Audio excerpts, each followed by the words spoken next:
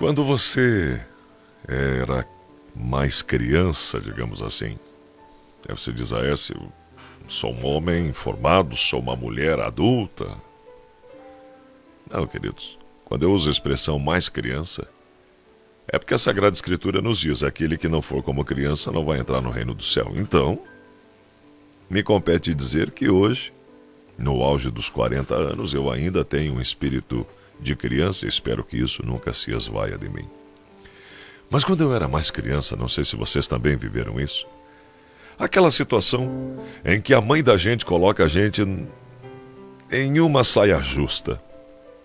Uma coisa que você não quer fazer, mas ela diz, você vai fazer na frente de outra pessoa e você, obviamente, não quer desrespeitar a sua mãe, então você acaba fazendo, mas fica muito contrariado. Já viveram isso? Pois bem, a minha mãe tinha uma amiga muito querida e quando essa amiga, de uma forma meio que inesperada e abrupta, teve a sua vida ceifada, foi eu quem teve a missão de dar a notícia à minha mãe que a amiga dela havia falecido. Eu lembro como se fosse agora. Nós estávamos na igreja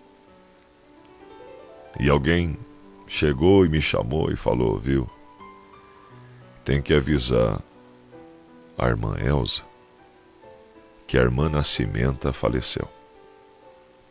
Irmã Nascimenta era uma das melhores amigas da minha mãe. Elas conversavam por horas. Era impressionante. E eu lembro que, bem antes desse episódio, que infelizmente desconectou elas, aproximava-se um final de ano, uma virada de ano, e a irmã Nascimenta tinha 2 filhos, e os 2 tinham viajado. Cada um para um lado, e ela estava sozinha. Então a minha mãe disse assim, viu, vem aqui em casa. Vem dormir aqui em casa.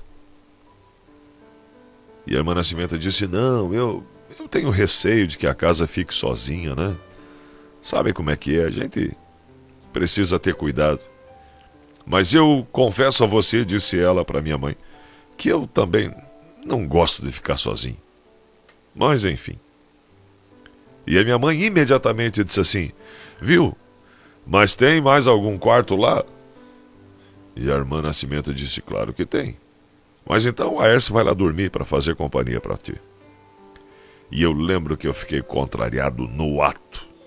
Eu devia ter o quê, meus 11, 12 anos.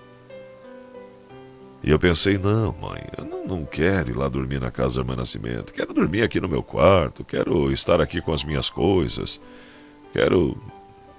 Mas eu não argumentei. Eu lembro que eu fiquei muito incomodado.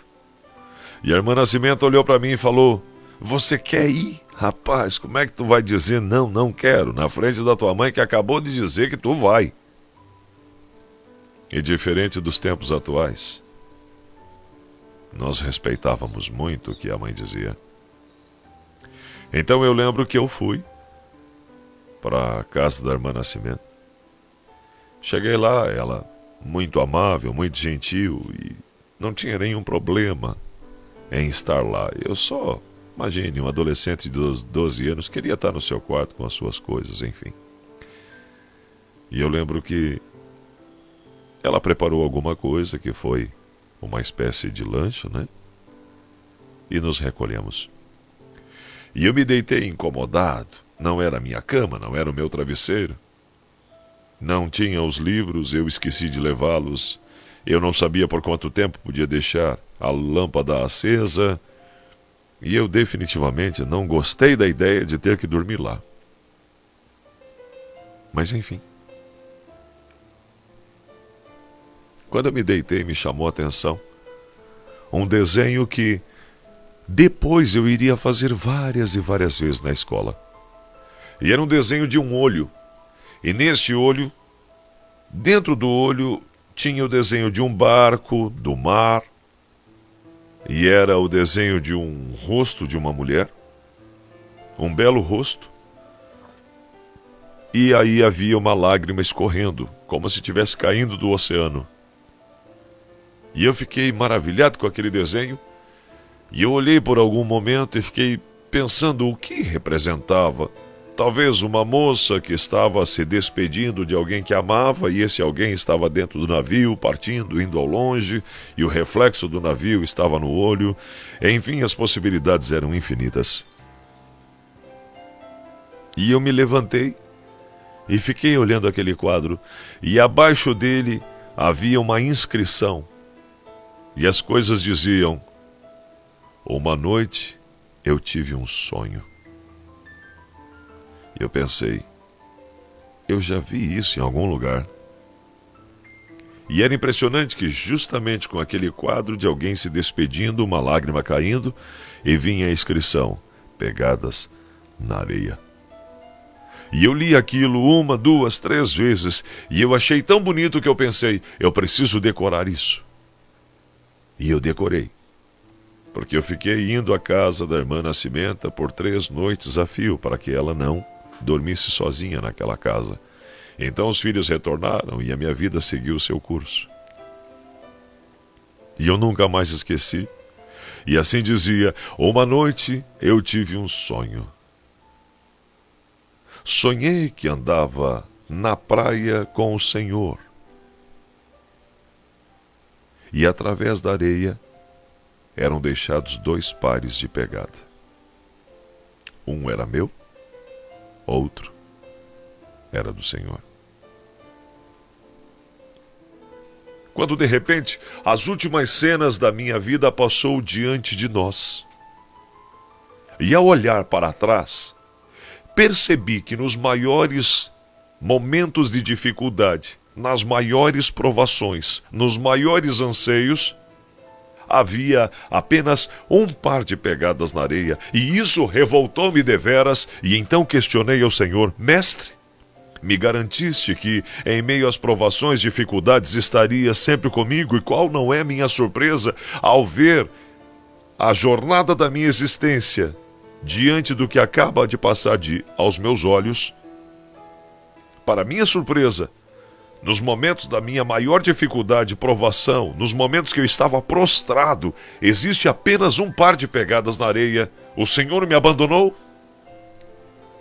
Ele disse: não, filho, eu jamais te abandonaria. Quando viste na areia apenas um par de pegadas, remontando suas maiores provações e dificuldades, foi aí, exatamente aí, que eu te carreguei nos braços. Ah, queridos, eu nunca mais esqueci. É provável que eu não lembre exatamente as palavras, mas a essência é esta, e você já deve ter visto na internet ou por aí: pegadas na areia. Eu fico pensando nisso tudo. Tem momentos em nossa vida que somos provados, que temos dificuldades, que não sabemos como e das quais sair. Temos a sensação de solidão, e não é uma solidão humana, é uma solidão da desconexão com o divino.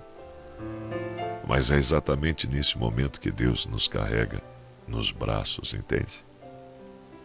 Depois de muitos anos, fui entender que existia algo que com toda certeza seria de grande valia para a minha existência, e estava lá naquele quarto, naquela casa. E se eu não tivesse, em algum nível, sido obrigado pela minha mãe a auxiliar alguém, eu não teria aprendido. E a vida depois desse episódio teve seus tormentos, teve seus desertos, mas eu sempre soube, não estava sozinho, e se havia apenas um par de pegadas na areia da minha emoção, eu sabia que era Deus carregando-me nos braços. Eu não sei se na manhã de hoje você está cruzando o deserto da sua vida. Eu não sei se no dia de hoje você está passando por uma tribulação da qual não vê saída. Eu não sei se você sente a solidão, que é a pior, a falta de Deus. Mas me compete dizer a você nesta manhã, querido, você não está só. Deus, com toda certeza, está aí contigo agora.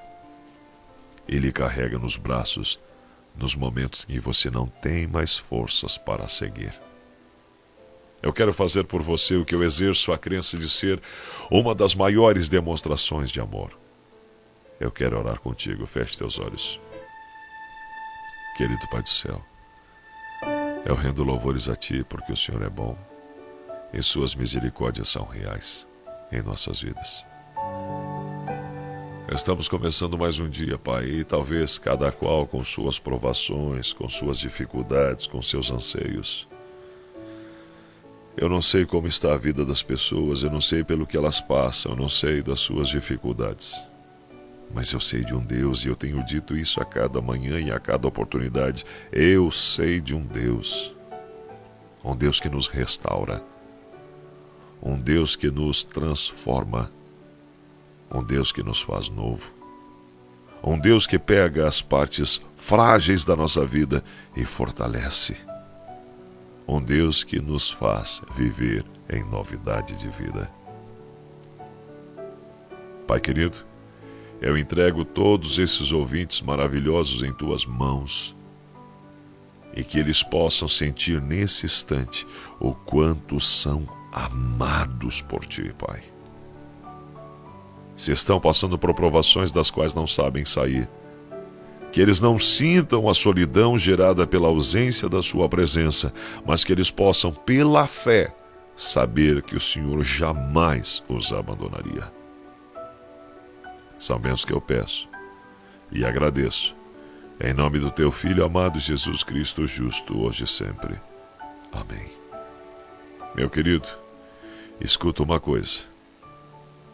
Eu estou muito desanimado. Não. Palavras como estas não saem da nossa boca, porque nós não desanimamos.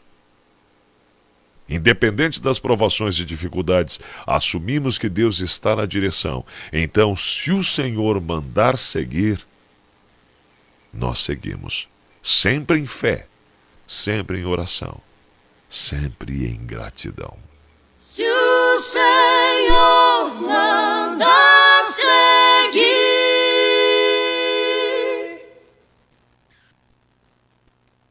seja feito até o fim. Jogo a rede ou vão pregar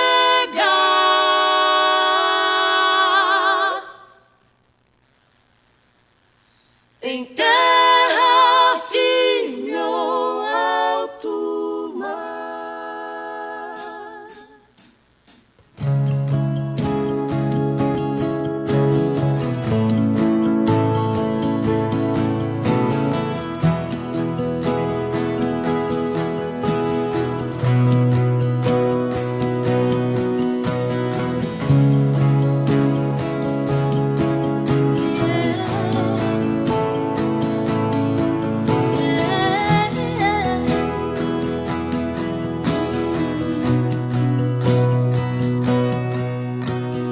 Não ninguém conseguir e nem conseguirá. Não cabe em mim, em 2 ou 3 mundos, infinito e singular. Não dá pra aprisionar. A palavra tem a força que em sua excelência é seguridade.